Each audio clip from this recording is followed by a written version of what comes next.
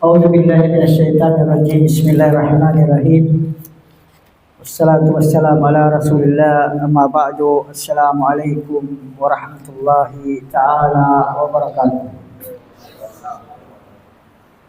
Lahat ng papuri, pasalamat kay Allah subhanahu wa ta'ala ating pumupuri at nagpapasalamat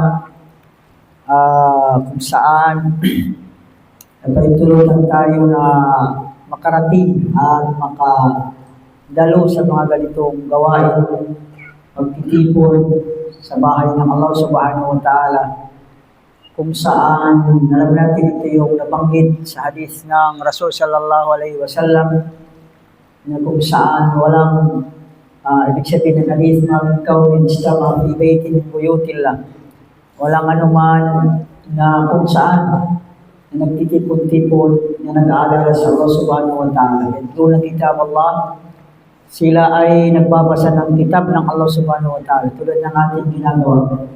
Maliban na lamang ay bababa sa kanila yung sakina, yung kapanatagan ng puso, at saka yung mga anghel, hafathumul malaika.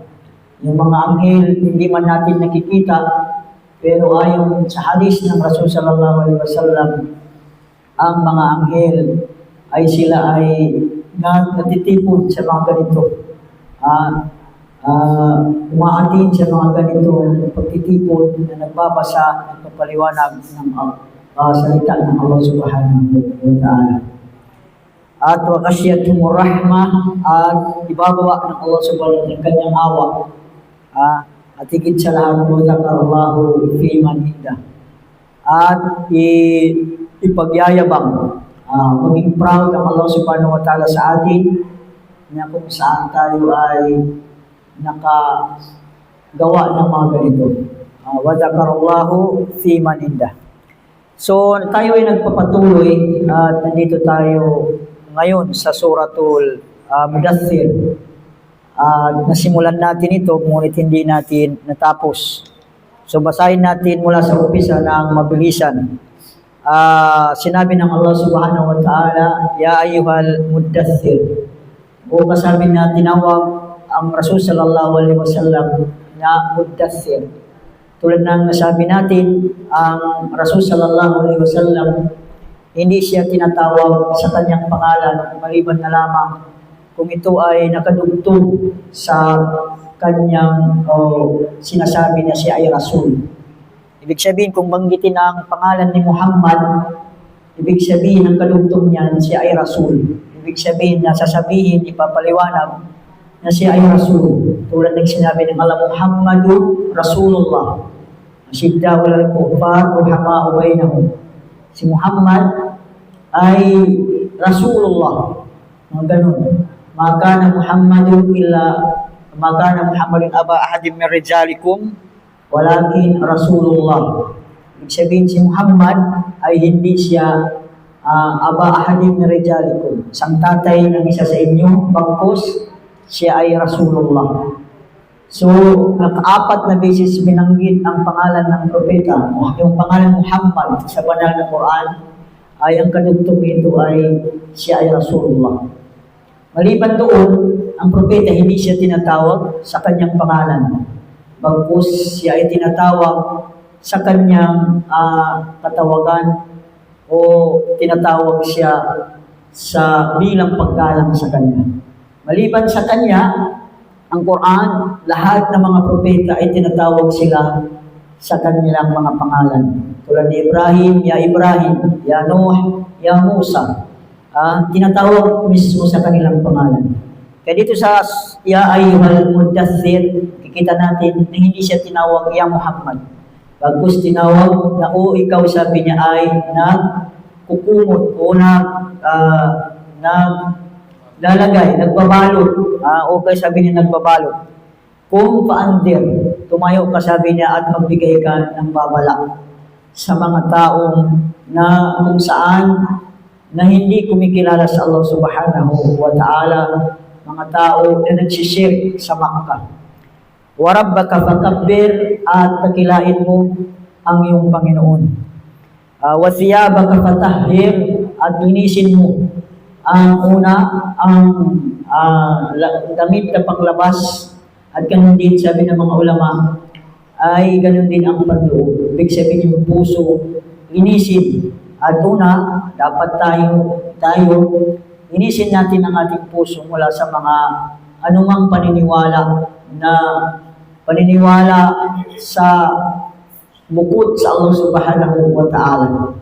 Yung mga paniniwala na nakakasira ng yung tauhid na tinatawag kay isahan ni Allah subhanahu wa ta'ala. Warujja fahjur, sa mga ribulto, yung sinasamba ng mga tao ay fahjur, layuan mo. Wala tamnun tastakthir, ibig sabihin huwag kang magbanggit ng anumang nagawa mong mabuti upang ikaw ay purihin. Ibang ikaw ay purihin, na ikaw ay mapagbigay, ikaw ay mabuting tao. Hindi, huwag mong gawin yan. Pinagbabawal kasi Rasul sallallahu alaihi wasallam yung babanggitin ang mga nagawa mong kabutihan para ikaw ay purihin. Makikita natin dito, lalo-lalo yung mga politician, binabanggit nila yung kanilang mga nagawa. So ano ang dahilan? Bakit nila babanggitin ang mga kanilang naibigay? Yung mga i-access na yan, mga binibigay na yan. Ang purpose nila yan, para silang purihin, para silang pasalamatan. So sa atin sa Islam, pinagbabawal. Ang Propeta sallallahu alaihi wasallam, kung mayroon kang nagawang kabutihan, huwag mo nang banggitin.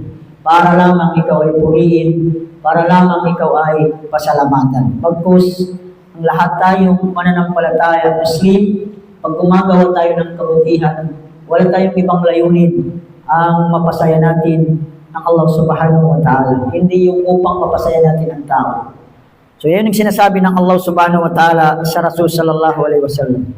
Wali rabbika fasbir, at anumang kautusan, dahil kung may kautusan sa atin ng Allah subhanahu wa ta'ala, kailangan ng sabar, kailangan mo tiisin mo ang anumang pinaputos, tiisin mo kung iwasan kung anuman ang ipinagbawal, at tiisin mo kung anuman itinakda sa iyo ng Allah subhanahu wa ta'ala. Sabi ng Allah subhanahu wa ta'ala, فَإِذَا نُقِرَ فِي النَّاقُورِ, kapag sabi niya, maihip na, yung pangalawang ihip, alam natin yung ihip ng trumpeta, o yung tinatawag nakur, o yung ng Israfil, ay 2 beses. Ito, kapag sabi niya, maihip na, yung pangalawa, mabubuhay ang lahat ng tao, فَذَلِكَ يَوْمَئِذٍ يَوْمٌ أَسِيرٌ. Ang araw na ito, sabi niya, araw kung saan na hirap, hirap ito, sabi niya. Pero kaninong mahirap ang araw na ito? Araw ng pagbuhay muli, alal kafirina ghayru yasir. So sa mga silang hindi mananampalataya. Zarni wa man khalaqtu wahida. Pabayaan mo ako, sabi ng Allah subhanahu wa ta'ala, sa isang tao na kung saan nilikha ko, na kung saan kakaiba siya sa lahat. Nag-iisa siya. Na kung saan taong nabiyayaan ng maraming anak. Dahil yung tinutukoy dito si Walid ibn Mughira. Sana sabi natin na mayroon siyang 10 anak na lalaki. Kung panahon, hanggat sa ngayon, kung ikaw ay mayroon kang anak na lalaki, ay yan ay lakas mo. Lakas mo ang anak na lalaki. At ang taong ito binigyan din ng kayamanan. At ang kayamanan, alam natin, magagawa mo ang lahat sa pamamagitan ng kayamanan. Sabi ng Allah subhanahu wa ta'ala, pabayaan ang taong yan na nilikha ko siya na nag-iisa. Maraming anak at nabigyan ng kayamanan. Waja'altu lahu malam mamduda. Binigyan ko siya ng maraming kayamanan. Waja'altu lahu malam mamduda wa banina shuhuda. Ganun din, binigyan ko siya ng mga anak na lalaki. Shuhuda, sumasaksi sa kanya. Dahil panahon ng mga Arabo, pinagyayabang nila yan. Kung nandiyan yung tatay, nasa likod nila ang kanilang anak na sumasaksi sa kanila. So yung anak nila, yung lakas nila yun. Kaya wabanina shuhuda.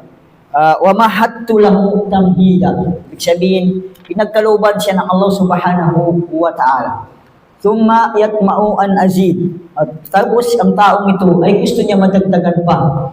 ang biyaya ni Allah subhanahu wa ta'ala. Kalla, sabi ng Allah subhanahu wa ta'ala, hindi ito mangyayari. Innahu kana liayatina anida. Dahil sabi ng Allah subhanahu wa ta'ala sa aming mga tanda, lalong-lalo na sa Quran, ay naging siya ay sumasalungat, sumusuway sa aming mga tanda o sa mga ayat ng Quran. Sa urhikuhu sa'uda, ibig sabihin ay siya ay papahirapan ko, sabi ng Allah subhanahu wa ta'ala. Alam natin ang dahilan, ito yung nung nakinig siya sa Quran, kasi mga Arabo, si Walid ibn Mughira, isa sa mga kilalang pinuno ng Makkah. At siya yung pinaka matanda sa kanila at isa rin mga kinikilalang pinuno. So, kahit si Abu Jahal, kahit yung mga iba pang mga pinuno, sila ay pumupunta sa bahay ng Rasul sallallahu alaihi wasallam upang makinig ng Quran. Dahil iba yung nararamdaman nila kapag nakakarinig sila ng Quran. Naririnig nila ang Quran kakaiba sa lahat ng mga salita. Kaya nung narinig niya, si Walid ibn Mughira, nung narinig niya ang Quran, sabi na, innahu lahalawa. Ibig sabihin ng Quran, sabi niya, ay may masarap pakinggan, matamis pakinggan. Ay ang epekto, sabi niya, nakaka-apekto sa puso ng tao. At saka maganda, sabi niya, pakinggan. At iniisip nila na hindi ito salita ng tao, bagkus salita talaga ng Diyos, ng Allah subhanahu wa ta'ala. Ngunit, nung narinig ni Abu Jahal, sabi niya, paano ikaw isang pinuno na kung saan hindi mo maaari sabihin na naniniwala ka sa Quran. Bagkus, kailangan mo gumawa ng paraan na ikaw ay salungat sa sinasabi ni Muhammad, lalo-lalo sa Quran. Kaya ginawa niya, innahu fakkara wa qaddar. Siya ay nag-isip ng nag-isip. Fakutila kayfa qaddar. Sabi ng Allah subhanahu wa ta'ala, ay isinumpa siya ng Allah subhanahu wa ta'ala dahil sa pag-iisip niya na kung saan baliktarin ang Quran. Instead na ay sabihin niya ang Quran ay totoo dahil sa epekto sa kanya, bagkus ay gumagawa siya ng paraan, mabaliktad niya ang Quran. Kaya sabi ng Allah subhanahu wa ta'ala, fakutila kayfa qaddar. Ay siya ay isinumpa ng Allah subhanahu wa ta'ala. Thumma qutila kayfa qaddar. Inulit pa bilang papatibay. Thumma nazar. Pagkatapos siya ay tumingin pataas, pababa, patagilid dahil sa gumagawa siya ng kasinungalingan. Alam natin yung tao kapag gagawa ng mag-isip ng kasinungalingan, yung paningin niya kung saan-saan. Sabi na thumma nazar, summa abasa wa basar. Sabi ng Allah subhanahu wa ta'ala, dahil sa hirap na mag-isip ka ng kasinungalingan, sabi ng Allah subhanahu wa ta'ala, ang taong ito ay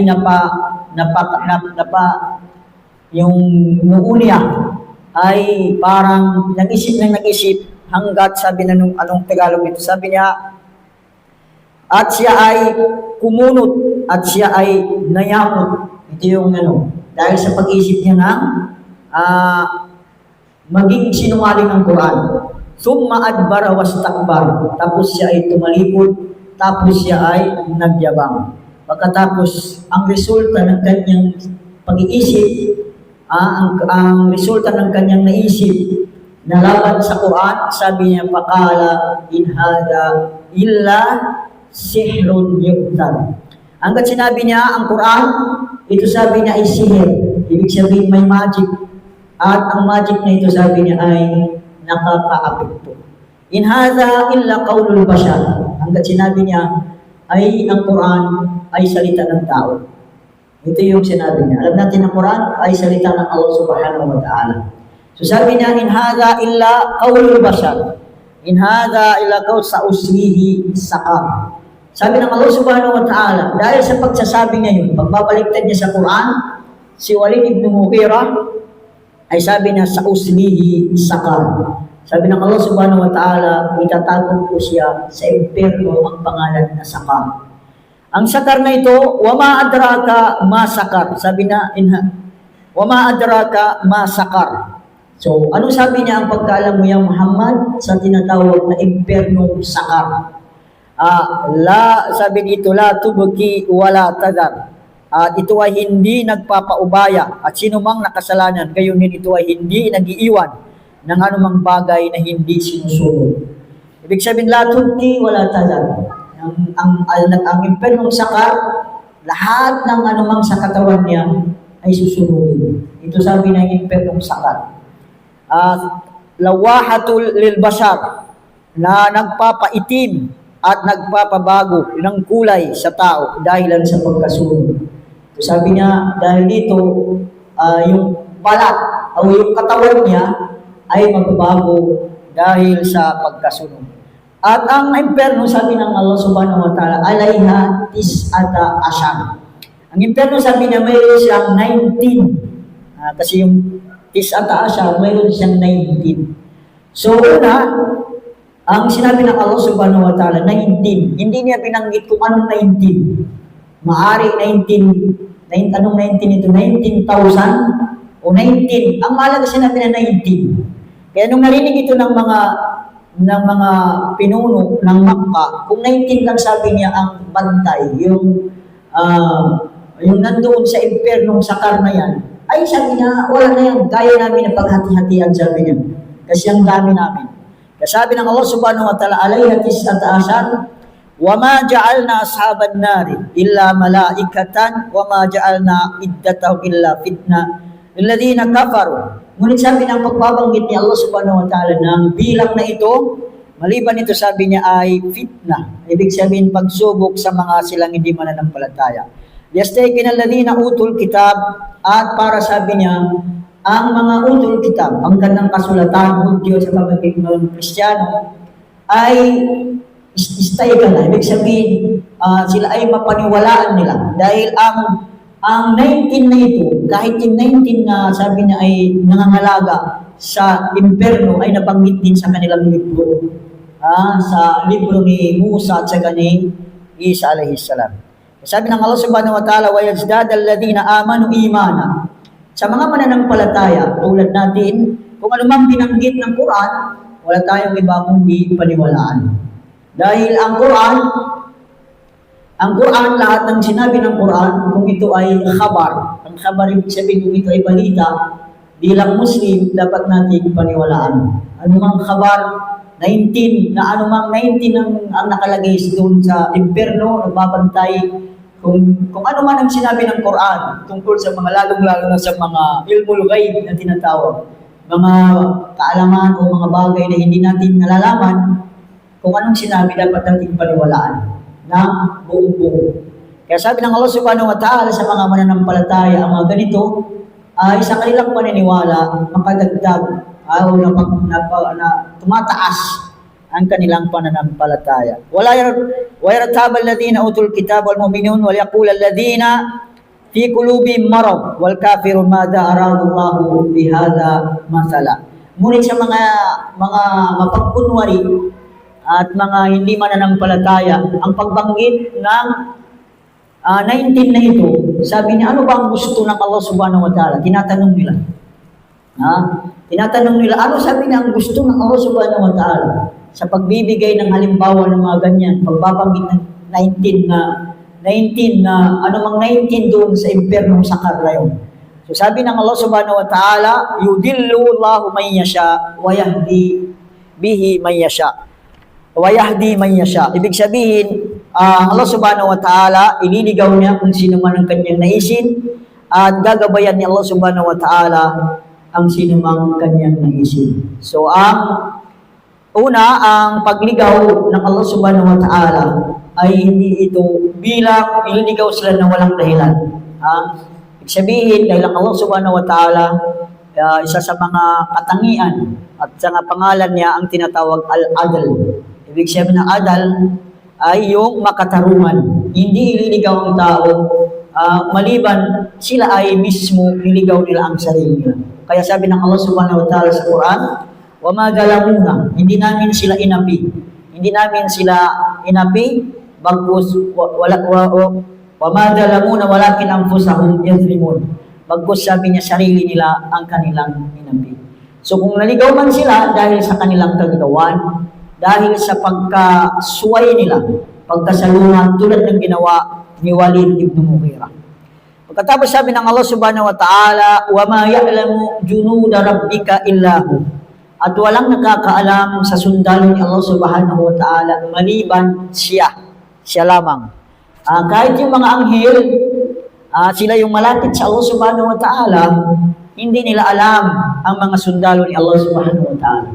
Lahat ng anumang nilikha ni Allah subhanahu wa ta'ala ay maaring sundalo ni Allah. Maaring sundalo ni Allah subhanahu wa ta'ala. Kasi sinabi niya, walang nakakaalam sa aking mga sundalo. Kaya pinakita niya sa mga nagdaan mga propeta, mga naunang propeta alayhimussalam, ang mga sundalo ipinadala niya bilang tulong. Bilang tulong sa mga propeta alayhimussalam. Tulad halimbawa, kay Ibrahim alayhissalam, si Ibrahim ang pinadala niyang sundalo ay, yung sundalo pinadala kay Ibrahim alayhissalam, tulong kay Ibrahim ay lamok. Imagine na gaano ka yung lamok na ito, kaliit, ngunit naging sundalo ni Ibrahim alayhissalam. Alam natin yung kwento. Kung saan lamok lang ang pinadala ni Allah subhanahu wa ta'ala, pati si Namrud, yung hari na kung saan kauna-una ang hari na nag-declare na siya ay Panginoon, si Namrud. Ang naunang tao na nagdeklara yung nagsabi sa kanyang sarili na siya ay Panginoon ay si Namrud. Sumunod na sina Firaun panahon ni Musa. Pero nauna sina Namrud yung panahon ni Ibrahim. Kasi Ibrahim nauna kay Musa alayhisalam. Siya ang unang, sabi ng mga ulama, siya yung unang tao na nag-declare na siya ay Panginoon. Ako sabi niya ang Panginoon. Kasi sinabi niya kay Ibrahim, ako sabi niya yung Panginoon, sabi ni Ibrahim, ang Allah subhanahu wa ta'ala siyang bumubuhay, pumapatay. Kumuha ng dalawa.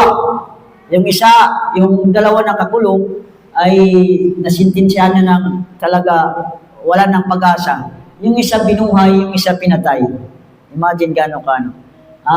Pagkatapos, sabi ni Ibrahim alayhisalam, ang Allah subhanahu wa ta'ala, ay sabi niya siya yung nagpapasikat ng araw mula sa silangan. Ngayon sabi niya, palubugin mo sa kanluran. Palubugin mo sabi na sa kanluran. Ngayon hindi na kaya kasi at hindi naman sila Panginoon. Nung nagdeklara sila ng Panginoon, sabi ng Allah subhanahu wa ta'ala, sabi ni Ibrahim, kung ikaw ay Panginoon, ang Panginoon ko, siya yung nagpasikat ng araw mula sa silangan. Ngayon sabi niya, palubugin mo papuntang kanluran. Wala silang kakayahan.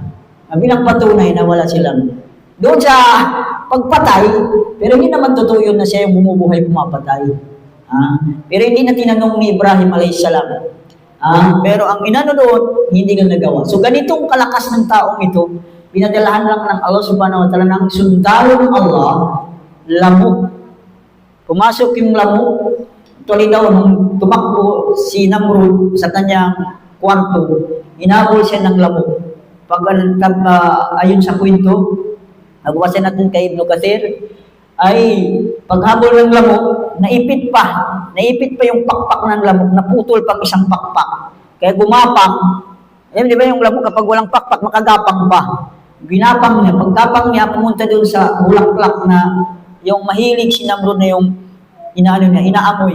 Pag singhot niya ng bulaklak, sumama ang lamok, pumasok sa loob. Ngayon ay naging problema nandun sa loob ng ulo niya. Kaya nga, si Namrud, kung ilang taon siya namuno, kasi si Namrud, sabi ng mga ulama, ay mahilig siya yung mamalo ng tao. Ngayon, ginawa ng Allah subhanahu wa ta'ala, maging gaganda ang pakiramdam niya kung pinapalo siya. Kaya nga, gustong-gusto niya paluin siya. Kaya pinapalo siya ng tao. Kung gaano siya katagal na muno, ganun din katagal na binigay ng Allah subhanahu wa ta'ala sa kanya. Tingnan mo nagsasabi ng Panginoon. So ang sundalo ng Allah subhanahu wa ta'ala napakarami, walang nakakaalam. Maari yung panahon ni Noah, yung tubig, naging sundalo ng Allah subhanahu wa ta'ala na tinulong sa kanilang mga propeta. May ano man gustuhin ng Allah subhanahu wa ta'ala, Kaya ng mga nagyayabang, nung mga musyrik sa Makkah, sabi niya, walang nakakaalam, huwag kayong magyabang. 19 lang binanggit ng Allah subhanahu wa ta'ala, huwag kayong magyabang. Dahil ang sundalo ng Allah subhanahu wa ta'ala, walang nakakaalam. Walang nakakaalam. Sabi ng Allah subhanahu wa ta'ala, wa ma hiya illa zikra lil bashar. Ang pagbabanggit ng 19 na yun bilang, ay yung bilang zikra lil bashar. Bilang paalala lang, sa mga silang mga tao. Pagkatapos sabi ng Allah subhanahu wa ta'ala, kalla wal kamar. Pagkatapos sumumpa ang Allah subhanahu wa ta'ala sa buwan, kamar. Sabi ng mga ulama natin, bakit sumumpa ang Allah subhanahu wa ta'ala sa kamar? Yung buwan na yan. Ang buwan, ito yung malapit sa tulad ng tao. Ano yung koneksyon ng tao papunta sa buwan? Ang buwan, magsisimula sa maliit. Unang araw, unang gabi, maliit. Palaki na, palaki. Hanggat maging full moon, tapos babalik siya ng paliit. Sumumpang Allah subhanahu wa ta'ala sa buwan, kayong mga tao, tulad kayo ng buwan. Ang tao, mag-umpisa sa maliit. Ipanganak, tapos palaki na, palaki. Hanggat maabot niya yung pinaka, at nasabi natin yung pinaka-climax, kumbaga, yung pinaka-taas, pinahangganan ng lakas ng tao sa edad na 40. At mula sa 40, ito ay bababa na. Bababa tulad ng buwan, babalik hanggang mawala ang buwan, ganun din yung tao. Pabalik, patanda ng patanda, kahit anong gusto mo, talaga tatanda. At ang huli, mawala na. Mawala na ang buwan, mawala ka na din. Ganon yung, bakit inano ang Allah subhanahu wa ta'ala ito sa sura na ito? Sabi niya, kalla wal kamar. Sumumpang Allah subhanahu wa ta'ala wal sa buwan. Wal layli id adbar. At sabi niya, kapag ang gabi, ano pang Allah subhanahu wa ta'ala sa gabi, kapag ito ay mawala na. Ibig sabihin yung gabi, ganon din. Yung tao parang gabi rin. Diba? Mula mag-umpisa tapos pawala din. Ganon din yung gabi. Wasubi idha asfar. Ganon din yung araw. Ang araw mag-umpisa rin mag-start pero may hangganan din. Ang gabi ganon din. Mag-umpisa tapos may hangganan din. Parang pinapaalala sa tao, ganon din. Mayroon kayong umpisa at mayroon din hangganan, wakas. Kaya ito parang mga teleseries wakas. Di ba? Wakas yung ginagamit yung wakas doon, no? Mayroon din wakas. Kahit gano'n mang katagal, hindi pa ba nagtapos yung tanggol ngayon? Yan ang pinakamatagal na ano. O nagwakas na? Nagwakas na? Sino nanonood? Hindi nanonood. Yan natin yung pinakamatagal na yung tanggol. Si tanggol yung probinsyano ba yan? Di ba kung nagwakas na? Ilang taon na yan. Pero ano pa man, magwawakas din yan. Ang lahat ay mayroong wakas. Mayroong hangganan. Tayo rin. Dapat inaalala ito ng tao. Actually, kapag inaalala talaga ng tao, mabigyan niya halaga, ano yung buhay ko? May wakas ako. May hangganan ang buhay ko sa mundong ito. Marami ng mga yung mga binigay ng Allah subhanahu wa ta'ala tanda sa iyo. Marami ng tanda. Kasi Musa alayhis salam noong yung malakul maut, ayon sa kwento, malakul maut, yung kunin na yung kaluluwa niya, sinampal niya yung malakul maut. Sinampal niya. Kasi mga propeta, mayroon silang pinagpipili sila kung gusto nilang mamatay o hindi. Kahit ang propeta. Ang propeta sallallahu alaihi wasallam, nung pinagpili, sabi na mabuhay pa o mamamatay na, sabi na ila rafiqil a'la. Gusto ko na, sabi niya, mamatay. Ganun yung mga propeta. Ganun sila ginagalang. Ang propeta Musa alayhis salam, yung sinampal na yung ano. Tapos nag-report ang malakul maut. Sabi niya, sabihin mo kay Musa kung ilang taon pa siya gusto niya mabuhay. Kaya sabi niya, ay humawak ka, sabi niya, sa balahibo ng isang hayop. Kung gaano, sabi niya, karami ang balahibo, ganun sabi niya, taon ng tagal mo. So ilang taon, nung dumating na yung natapos din, dumating ang malakal maut sa kanya. Sabi niya, bakit, sabi niya, ito na yung araw ko, bakit sabi niya walang pasabi? Walang mga tanda, walang pasabi. Walang abiso. Sabi ng malakul maut, yung sabi na pagputi ng buhok mo, hindi ba yan pasabi? Yung naging puti na, hindi ba may pasabi? Pasabi na yan. Yung paghina ng buto mo, kung tayo, pag kulubot ng balat mo, hindi pa ba yung pasabi? Kailangan ba na pasabihan ka? Yung pagkulubot ng ano mo, ng katawan mo, pagputi ng buhok mo. Ang mga yan ay tanda na ikaw ay malapit-lapit na. Ayan, yan ang sinabi kay Musa, alayhi salam. Ito ay totoo. Ay tayo rin, tayo may tanda. Di ba, minsan, sabi mo, masakit yung mga katawan ko, pasabi na yan. Parang sinabihan ka na. Hindi na kailangan na bisuhan ka pa na yung verbal. Yung mga nararamdaman sa katawan mo, yan ay abiso na. Abiso na sa atin. Totoo naman. Abiso na yan. Sabi ng Allah subhanahu wa ta'ala, nadhira, innaha laihdal kubar. So katotohanan ito ay isang lamang sa mga matitibay na palatandaan ng impyerno o ang kanilang pagtatakwa kay Propeta Muhammad sallallahu alaihi wasallam. Ito ay ibig sabihin isa sa mga pag hindi nila paniniwala sa Rasul sallallahu alaihi wasallam, nadhiran lil bashar. Si Muhammad ay bilang magbigay lang ng babala na sa tao rin. Yung tayo, kaya nga tayo nagdadakwa, hanggang bigay lang tayo ng babala. Sabi ng Allah subhanahu wa ta'ala sa Quran, lasta alayhim bimusaitir. Inamaanta sa suratul Qasiyah, lasta alayhim bimusaitir. Sabi niya, ikaw sabi niya ay magpaalala lang. Hindi mo control ang kagustuhan nila. Kahit anak mo, kahit na magulang mo, kahit sino, malapit sa buhay mo, ya Muhammad, hindi mo control sila. Ang tanging lang sa'yo, magbigay ng babala. Nadhira lil bashar. Bigay ka lang ng babala. Yung mga pagsamba sa mga ribulto, ang hindi pagkilala sa Allah subhanahu wa ta'ala, hindi pagsunod sa kautusan ng Allah subhanahu wa ta'ala, ito yung mangyayari sa inyo. Ito yung mangyayari. Yung impyerno, mapunta kayo sa impyerno. Babala ka lang. Magpaalala ka lang sa tao. Magbigay ka lang ng babala. So, hindi mo sila control. Hindi mo mapilit sila. Kasi yung sarili nila, sila yung may control sa sarili nila. Ikaw, yung control mo lang yung sarili mo. Pero yung part mo lang, magbigay lang ng babala sa kanila. Kaya sabi ng Allah subhanahu wa ta'ala, nadhira lil basar. Liman sha'a minkum ay yatakaddama aw yata'akhkhar. Sino man sabi niya, ang tao na gustong gumawa ng kabutihan para sa pagpauna, yung pagpapauna ng kabutihan, alam natin, ay sinasabi ng Allah subhanahu wa ta'ala, ya ayyuhalladhina amanu taqullaha wal tanzur nafsun ma qaddamat lighan.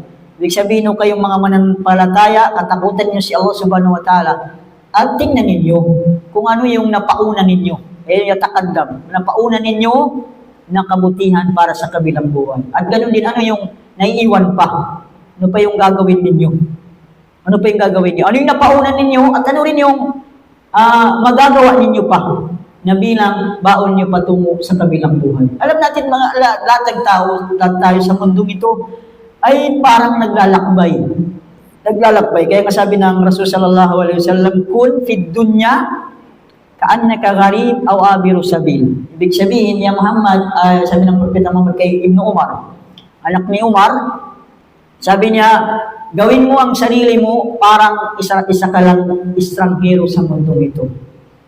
Ibig sabihin, estranghero, yung traveler ba? Hindi ka naman na magtatagal sa lugar na yan. Babalik at aalis ka. Di ba? Subukan nyo na mag-travel. Umuwi ka rin sa bahay mo. Kahit ilang araw ka, ilang buwan ka doon sa pinuntahan mo, babalik ka rin sa kung saan ka. So ganun, saan tayo babalik? Ibabalik sa Allah subhanahu wa ta'ala. Kahit gaano tayo katagal sa mundong ito, babalik tayo sa Allah. Ayun ang sinasabi dito. Sabi na ikaw lang ay naglalakbay. Ang naglalakbay, ito yung pinakamas mabilis. Kasi kapag naglakbay, dumadaan lang. Dadaanan mo lang. Totoo naman, ang tao ay dadaan lang sa mundong ito. Dadaan lang tayo sa mundong ito. Sabi ng Allah subhanahu wa ta'ala, kullu nafsin bima kasabat rahina. Sabi ng Allah subhanahu wa ta'ala, ang bawat tao, ang bawat kaluluwa, ay nakasangla siya. Ibig sabihin, nandoon kung ano ang ginawa nila. Kung ginawa nilang kasamaan, ibig sabihin ng tinutuloy dito, kasalanan. Sabi ng mga ulama, ang kasabat rahina, ibig sabihin, yung nagawang kasalanan ay nakabinbin sa'yo yun. Ibig sabihin, hindi naaalis. Pagbabayaran mo. Pagbabayaran ng sino man nakagawa ng kasalanan. Nakadikit yun sa kanya. Parang sangla. Di ba kapag sinangla mo, nandoon pa rin, may connection ka pa rin doon. So gagawain mo, ginawa mo, pinauna mo, na ginawa mong kasalanan, ay nandoon pa rin, sabi niya, yung pananagutan mo. Mananagot ka pa rin kung hindi ka nagbayad dito sa mundo. Kaya mayroong kabilang buhay. Dahil marami sa mundong ito na nakagawa ng kasalanan, ngunit hindi napaparusahan. Lalo na kapag mayaman. Kahit yung maraming ng saksi, maraming ng ebidensya. Dito lang sa Pilipinas, no? Hindi pa rin umaamin sa kasalanan at higit sa lahat, hindi talaga napaparusahan. Kaya nga kahit hindi sila napaparusahan, sabi ng Allah subhanahu wa ta'ala, sa aya na ito, mananagot pa rin sila. Yung pananagutan nila, nandoon pa rin. Pag nakagawa ka ng kasalanan sa mundong ito, hindi mo na pagbayaran, mananagot ka pa rin. Nandoon pa rin yung pananagutan. Sabi ng Allah subhanahu wa ta'ala, illa ashabal yamin. Ang ashabul yamin, dalawa kasi yung mabuti. Lalo na binanggit sa surah Waqi'ah. Yung sabi niya, idha waqatil waqi'ah, ano nakalagay doon? Ashabul yamin, ano nakalagay doon? Yung isa, ashabul yamin. Yung isa, yung mukarrabun. Mukarrabun. Ang isa, mukarrabun. Ang mukarrabun, tao sa paraiso, dalawa. Ang sinabi ng Allah subhanahu wa ta'ala, yung mukarrabun at ashabul yamin. Ang mukarrabun ito yung malapit sa Allah subhanahu wa ta'ala. Ang ashabul yamin, yung higit na gumagawa ng kabutihan, tulad ng mga sahaba, tinatawag sila mukarrabun. Kaya mukarrabun yung malapit sa Allah subhanahu wa ta'ala. Ashabul yamin, ito yung nasa kanan. Ito yung gumagawa ng kabutihan, pero hindi naman gaano.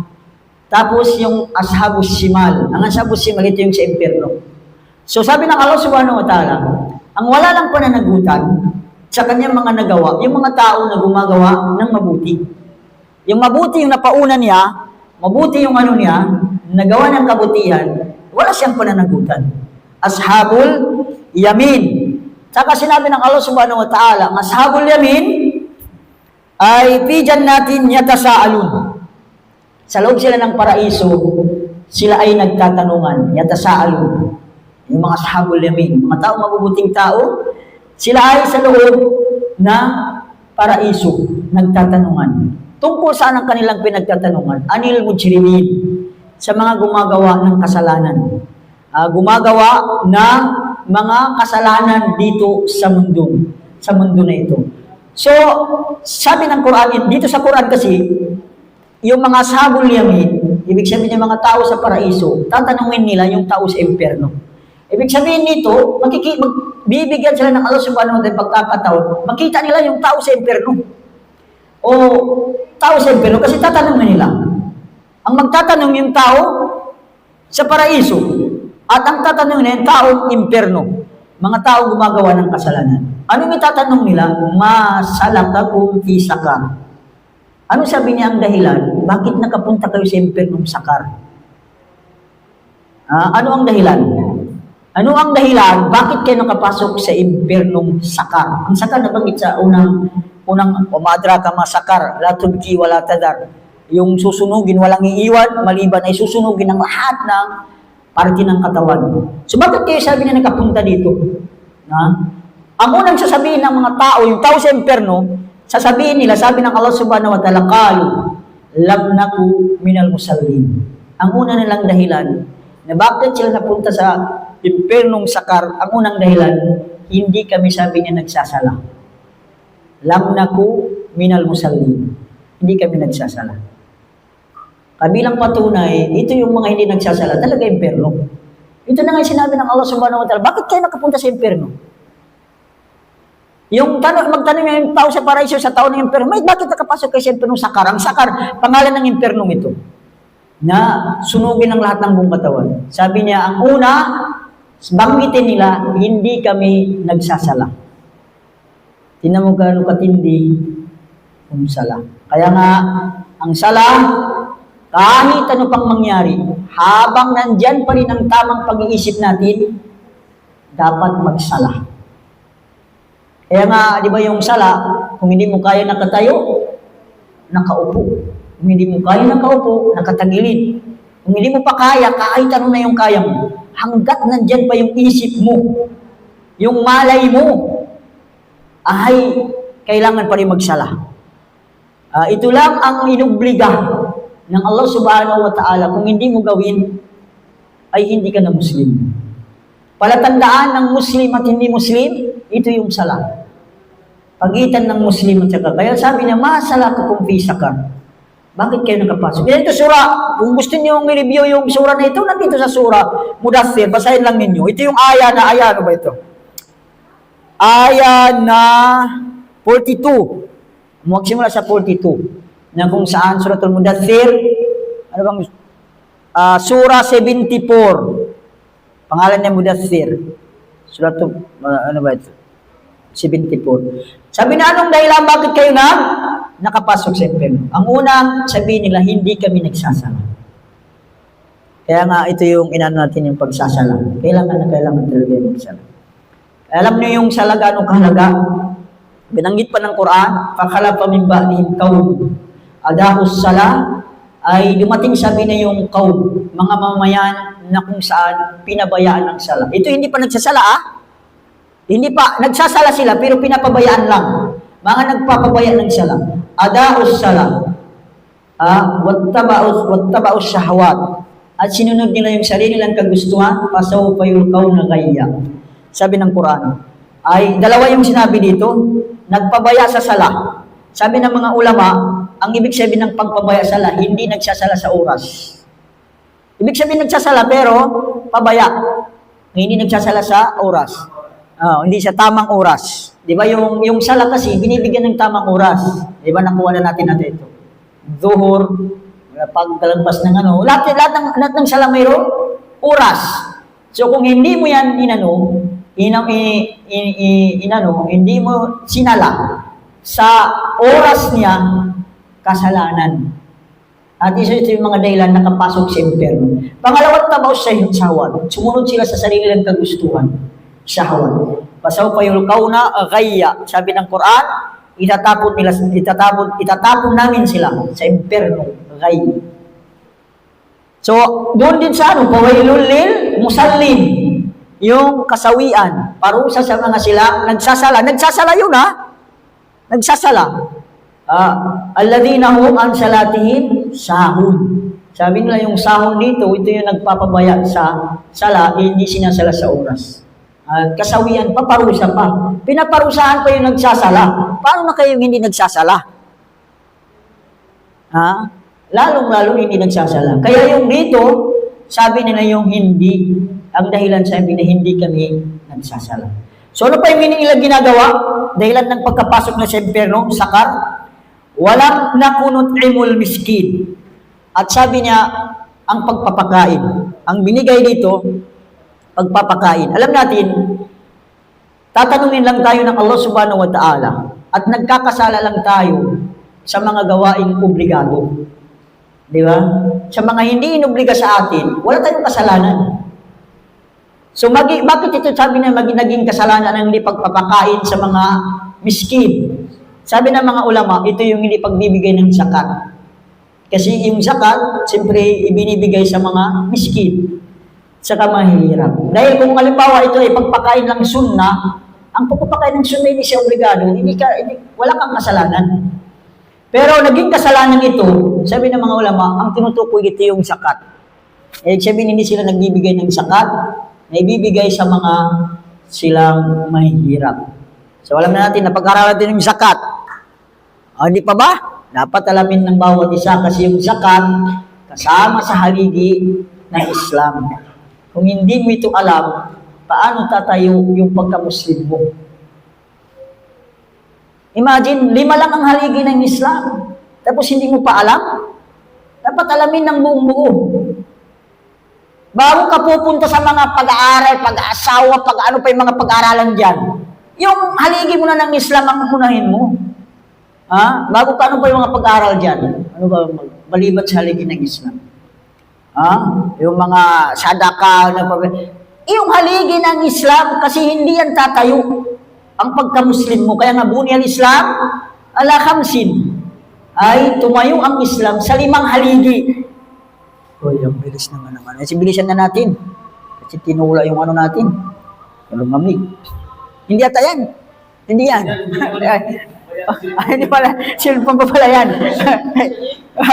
Yan na naman. Patayin niyo muna yung ano. Tapusin lang natin ito. Hindi na natin paalawakin yung pag-ano, no. Hindi kami sabi na nagpapakain. Yung tinutukoy dito sinabi natin sakat. Kasi pag sadaka lang, pakain na hindi ano, walang kasalanan. Pero naging kasalanan kasi ito. Ang kasalanan lang sa inubliga. So, ang tinutukoy na zakat. Zakat. Kasi yung zakat, obligado. Hindi kami sabi na papakain ay yung nagbigay. Wa kunna nakhudu ma'al khaidin. At saka kami sabi niya ay na nag-uusapan sa mga taong mga walang saysay na pag-uusap. Yung mga, kami sabi niya, kung dito sa ating panahon natin, yung nakikipag-maritis ba? Maritis. Yung maritis na yan. Nakikipag-usap kami, sabi na sa mga bagay na walang saysay, walang kabuluhan, mga chismis lang. Ano yung makukuha mo sa gantimpala mo sa chismis? Kung ikaw ay Muslim, alalahanin mo, yung bawat lumalabas sa bunganga mo ay nakarecord, nakasulat. Ma yalfidhu min qawlin illa ladayhi raqibun atid. Walang sabi na kahit isang salita na lalabas sa bunganga mo, maliban nakasulat. Na kung ikaw ay Muslim, bakit ano ka chismis-chismis dyan? Alam mo naman yung riba. Kasi kapag mga maritis-maritis na pag-usapan si ganito, si ganito sabi niya ay masama, ay ganito, ganyan. Siya sabi na di ba yung pag-usap ng walang kabuluhan? Minsan ganun yung patunguhan yung mga pag-uusap. Na ano nyo? Dapat kapag mga Muslim, usapan natin ng Islam, paano lumakas ang pananampalataya, yung hadis, yung Quran. Yan, dapat. Sino mo naging dahilan pa? Kasi kami nakikipagmaritis lang sa mga walang kabuluhan. Maritis na yung pinag-usapan, yung mga tao na, yung kasamaan ng tao, kasalanan ng tao. Imagine yung Islam, paano yung pinagbabawal, banggitin mo yung ginagawa ng kasamaan ng tao? Kung banggitin mo yung kasalanan. Alam mo, sabi mo si ganito uminom ng alak. Si ganito sabi mo ay hindi nagbibigay ng ganito, ganyan. Kasalanan yun. Kasalanan, yung tinatawag riba. Malaking kasalanan. So yan. Wa kunna nakhudu ma'al khaidin, wa kunna nukadhibu biyawmiddin. At higit sa lahat, hindi rin kami naniniwala sa araw ng pagbuhay muli. Yung yawmuddin. Hatta atana al-yakin. Hanggat sabi na dumating sa amin ang kamatayan. Ibig sabihin, kung naabutan ka ng kamatayan, ganito ka, tulad ng mga katangian, yun ang impyerno ng tao. Kung naabutan siya ng kamatayan. Pero kapag balik loob, halimbawa dating malakas magmaritis, nagbalik loob, wala na yun. Pag inabutan siya ng kamatayan, na tinigil na yung pagmaritis, bagkus, inano niya na yung lumalabas sa bunganga niya, yung mga about Islam, about hadis na, ganito, ganyan yun. Nagbago na yan. Wa kunna nakhudu ma'al khaidin wa kunna nukadhibu hatta atana al-yaqin. Fama tanfa'u syafa'atus syafi'in. Sabi ng Allah Subhanahu wa ta'ala sa mga hindi mananampalataya, kung namatay sila, walang pakinabang yung mga mamagitan sa kanila. Yung mga mamagitan sa kabilang buhay, hindi tapusin na lang natin ito, kunti na lang. Mayroon doon sa kabilang buhay, mamamagitan. Nandiyan yung Propeta Muhammad sallallahu alaihi wasallam, mamamagitan sa tao. Kaya nga, sino man sabi na yung nabigat sa hadis, yung alam niyo yung adhan, kapag katapos ng adhan, di ba mayroong dua, panalangin. Kung sino ang palagi na binabagit yung panalangin na yan, ang Allahumma rabba hadid da'watit tamma, sabi niya ay maobliga yung sa paa ko, sa pamamagitan ko, sabi na sa kabilang buhay. Sumamagitan siya. Mayroon din pa mamagitan, mayroon pa mamamagitan. Ang mahalaga, sa mga hindi mananampalataya, wala nang silbi ang pamamagitan. Hindi tatanggapin ng Allah. Kahit sino pang mamagitan, hindi. Walang pakinabang. Bakit? Dahil doon, ang mamamagitan, dapat Muslim, mananampalataya, ang iano mo. Yung mamagitan ka sa mananampalataya. Sa mga hindi mananampalataya, wala na. Tapos na. Finish na sila. Kahit may malakas mamagitan dyan, kahit ang propeta hindi makapamamagitan sa kanila. Although si Abu Talib, ang tito ni Propeta Muhammad sallallahu alaihi wasallam, nakapamagitan ng propeta at sa kanyang tito, pero hindi na nailabas mula sa impyerno dahil hindi mananampalataya. Di ba yung tito niya? Nakakapamagitan siya, ibaba lang. Ibaba lang ang kanyang parusa. Hanggang doon lang. Pero yung pamagitan niya, ipapasok sa paraiso, hindi. Bakit? Dahil hindi sumampalataya kay Allah. Di naman bigat. Sa kabila si Abu Talib, tumulong. Gano'n yung sacrifice ni Abu Talib? Nagdepensa kay Propeta Muhammad. Gano'n man ka, daming naiambag niya sa Islam dahil hindi siya mananampalataya. Pinagbigyan siya ng Allah subhanahu wa ta'ala si Propeta Muhammad mamagitan hanggang ibaba lang ang parusa. Pero sabi ng hadith, kumukulo pa rin yung utak. Siya yung pinakamababa. Pinakamagaan na parusa si Abu Talib. Pinakamabigat at pinakamatinding parusa yung mga munapik. Fidarki asfali minan nar. Yung pinakailalim. At yung sumunod sa munapik, sina Fir'aun. Tinawag Asaddul Adab, ang sinabi ng Quran, pinakamatinding parusa. Pero yung matindi, mga munapik, mapagkunwari. Nandun sila pinakababa-baba. Pagkatapos, paano na yan? Kasi pitong daraja, pitong pababa. Level. Ang pinakamatindi yung sa baba. Ang paraiso pataas. Sabi nila, ang paraiso ito sa taas natin. Ang impyerno sa baba natin. Ang mundo ito yung gitna. Kuhanan nyo? Kaya nga, ang taong mabuting tao, papunta sa taas, sa paraiso. Pataas yan, kaya nga, level yan. Pero yung impyerno, pababa. Kaya ang mundong ito, alam natin yung mundong ito, di ba dito, sabi ng mga ulama natin, dito yung pag-iipon muli. Dito rin sa mundo. Bubuhayin tayo, iipunin tayo muli. So, kung paraiso ka, punta ka sa taas, pababa ka mag-impyerno. So, hindi natin ano tayo doon, no? Dito na tayo. Ang malaga sabi ng Allah subhanahu wa ta'ala, hindi sabi niya, walang pakinabang ang sapaa, yung pamagitan sa mga hindi mananampalataya. Tapos na. Wala silang magawa. Kahit sino pa, wala. Kapag hindi ka Muslim, wala. Tapos na yung buhay mo. Sabi, pamalahum anit tadkirati mu'ridin. Sila ay umiiwas sa mga tadkira, paalala, kaannahum humurum mustanfira. Humor, yung donkey. Plural ng himar, humor. Mustanfira, tumatakbo. Mustanfira. So, paano sila umiiwas sa mga paalaala? Di ba may mga tao, pag pinapaalalan mo, tumatakbo. Umiiwas, umaayaw. Kaannahum, sabi ng Allah subhanahu wa ta'ala, yung mga taong ito na makapunta sa impyerno, pamalahum anitad karimu'uridin, ay umaalis sila. Ang pagtanggi nila, pag-iwas nila sa paalaala, kaannahum humurum mustanfira. Ibig sabihin, para silang sabi na, ay donkey na umiiwas saan? Farrat min kaswara. Ibig sabihin, paano yung donkey na tumatakbo, umiiwas sa halimbawa, sa layon, kakainin siya. Paano nakakita na kayo ng donkey, nandyan yung layon. Kakainin siya, paano siya umiwas? Hinalin tulad ng Allah subhanahu wa ta'ala na sa donkey na parang umiiwas sa layon. Ang tao, sabi niya, kapag pinapalaalahanan mo tungkol sa kabilang buhay, para silang na layon ay para silang donkey na umiiwas sa layon. Na, ganun sabi niya. Kana huro mustampira parat min kasu. Bal yuridu kullu mrimin wa mayuta supa munasara. Pag sabi ng Allah Subhanahu wa Ta'ala, gusto nila mabigyan sila ng kasulatan bawat isa sa kanila. Yun ang gusto nila. 'Di ba? Pinapaliwanag ang Quran. Ang gusto nila bawat isa bigyan din. Tulad kay Propeta Muhammad, mayroon siyang kasulatan, Quran. Ang gusto nila mabigyan din sila. Sabi na bal yuridu kullu mriin minhum bawat isa ka ayuta supa munasara. Kalla bal yakhafuna al-akhirah. Bagkus sabi ng Allah Subhanahu wa Ta'ala, hindi sila natatakot sa kabilang buhay. Kalla innahu tadhkira. Bagkus sabi ng Quran, paalaala lang.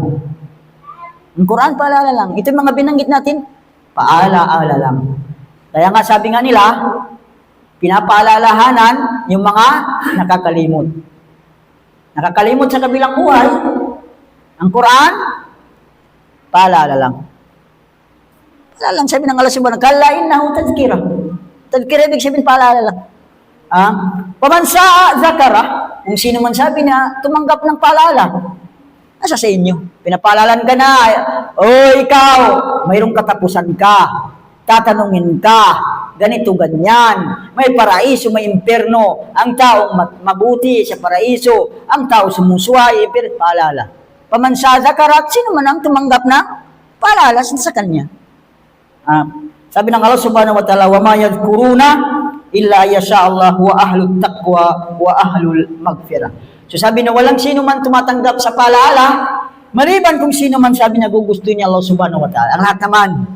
Ibig sabihin yung tao na kahit yung gagabayan, sino man ang gabayan, sa gusto pa rin ng Allah Subhanahu wa Ta'ala yan. Pero ganun pa man tulad ng sinasabi natin, ang paggagabay ng Allah Subhanahu wa Ta'ala nasa kanila rin. Kung sila ay gustuhin nila, gagabayan sila ng Allah. Tulad ng sinabi natin, nasubukan ninyo sa sarili ninyo, paano kayo nagabayan? Mismo kayo, nagpursigirin kayo. Di ba? Nagpursigirin kayo. Kung hindi kayo nagpursigi, wala rin kayo sa Islam. Paano kayo nagabayan? Paano tayo naging Muslim? Mismo sarili natin. Di ba? Nagpursige rin tayo, nakalamin ang Islam, tinanggap natin ang Islam, ganito, ganyan. Kasi nakakarinig na tayo ng paalala. Di ba? Nakarinig natin ng paalala. Pero yung paggabay, yung tinatawag, hidayat at tawfiq, ay sa Allah Subhanahu wa Ta'ala, yung magabayan ka. Pero tinitingnan ng Allah kung yung ikaw. Kaya ang lahat naman ng tawfiq, hidayat at tawfiq mula sa Allah Subhanahu wa Ta'ala. Sino lang ang tumatanggap ng paalala? Huwa ahlut taqwa. Yung mga tao na may takot sa Allah Subhanahu wa Ta'ala. Makikita mo, sino ang tumatanggap ng paalala? Yung mga may takot sa Allah. Yung mga walang takot sa Allah, huwag muna ako sabihin ng bagay, di ba tanggihan pa? Yung mga paalala. Kasi sinabi nga dito, para silang dangki na hinabol ng leon. Ganon sabi niya yung pagkaayaw nila sa paalala. Pero sino lang ang tumatanggap? Ahlut taqwa. Yung mga tao may takot sa Allah Subhanahu wa Ta'ala. Wa ahlul magfirah. Mga tao na humihingi ng kapatawaran sa Allah Subhanahu wa Ta'ala. Ahlul magfirah. Yung mga tao na humihingi ng patawad, pinapatawad niya Allah Subhanahu wa Ta'ala. Al-taqwa wa al-magfirah. So yun, ang nagtatapos ang surah Al-Mudaththir. Nawa ay, ang binanggit natin ay kahit papaano, napaalalanan tayo. Hanggang paalala lang naman yan. Sa atin din, kung tayo ahlul taqwa, ay may pakinabang. At ang mga silang muttaqun, alam natin, kung mapabilang ka sa mga muttaqun, masaya na. Kaya nga sinabi ng isa sa mga salaf, kung sabi niya ay isang sujud ko lang, imagine na isang sujud ko lang sabi niya, nalaman ko na tinanggap ni Allah Subhanahu wa Ta'ala ang sujud ko na yun. Isang sujud lang Nalaman ko sabi niya na tinanggap ng Allah ay pangarapin ko na sabi niya, mamatay na ako. Imagine isa lang sabi niya ang tinanggap ng Allah Subhanahu wa Ta'ala. Bakit? Kapag tinanggap ni Allah Subhanahu wa Ta'ala ang isa mong gawaing mabuti, kasama ka na sa mga tao may takot sa Allah. Anong sinabi ng Quran? Doon ka, innama yataqabbalallah minal muttaqin. Ang tinatanggap lang ng Allah Subhanahu wa Ta'ala gawain yung mga silang muttaqun. Tao may takot sa Allah. Yun lang ang tinatanggap ng Allah na makabutihan. So sabi niya, isang gawain ko lang mabuti na tinanggap ni Allah subhanahu wa ta'ala, nalaman ko sa tinanggap niya Allah, gusto ko na sabi niya mamatay. Bakit? Dahil sabi niya, napabilang na ako sa mga muttaqun. At tayo, umaasa pa rin. Kaya kung magawa tayo ng mabuti, patuloy tayo. Kasi hindi natin alam kung tanggap ko. Pero umaasa tayo. Gawin natin ang lahat ng kaya natin, lahat ng alam natin, anuman kabutihan gawin natin. Sagot ng ating mga kaya, nawa ay tanggapin ni Allah subhanahu wa ta'ala, mapabilang tayo sa mga muttaqun. So,